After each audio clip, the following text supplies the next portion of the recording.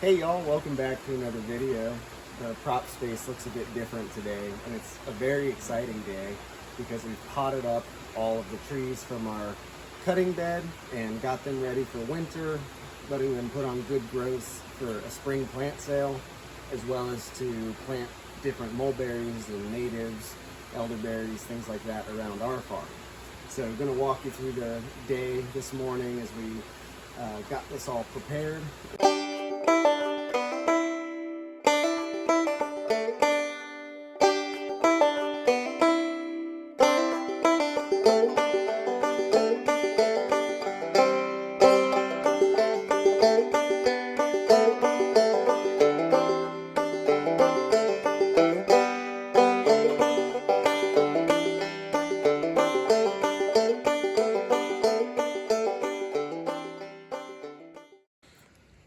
If you want the best plants, it's a good thing to start with the best potting soil. And we get all of our veggie mix from Vermont Compost. This is their perennial blend, specifically formulated for plants that'll be in pots longer, and perennials in particular.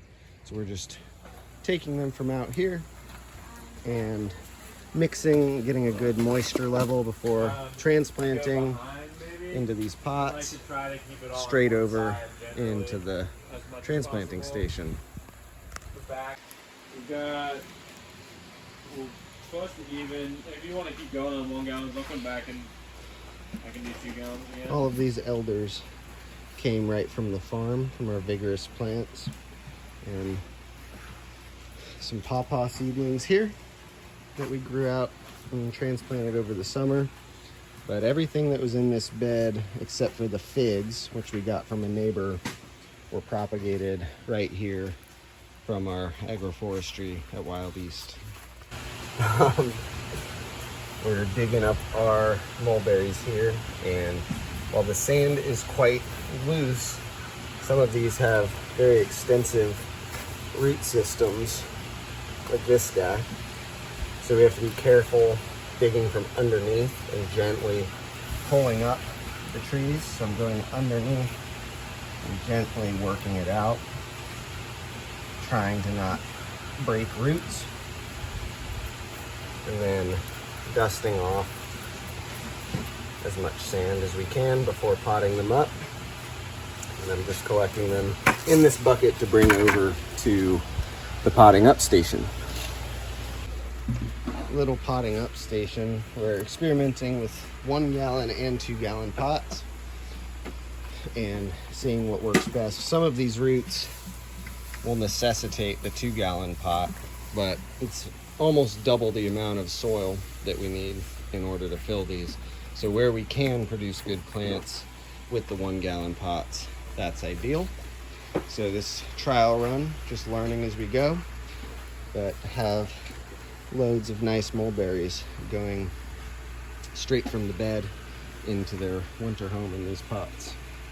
The one plant we haven't had any success with on this go around was blueberry. I got them in probably a little later than I ought to have, but it seems like 0% success. And I think part of that is also the best conditions for blueberries require some amending to acidify, even just for the root out. And I'm not really willing to do that in this bed because I want to keep it a nice standard medium for all the other plants. But that's part of the trial, is trying different things and seeing what works and what doesn't in this first go around. And probably we'll just exclude blueberries from this specific propagation bed in the future. This was a fun and quick project last week. We had some extra caterpillar tunnel bows that were salvaged from a damaged tunnel from Hurricane Helene last year. So I threw up this little 25-foot tunnel right next to our prop space, and we'll just cover most of it in shade cloth, 40% shade cloth, and utilize this as a staging area for the nursery. So once we need the space in there in late winter, early spring, we'll bring plants out and be able to hold on to them until we have a plant sale and plant them on the farm as well.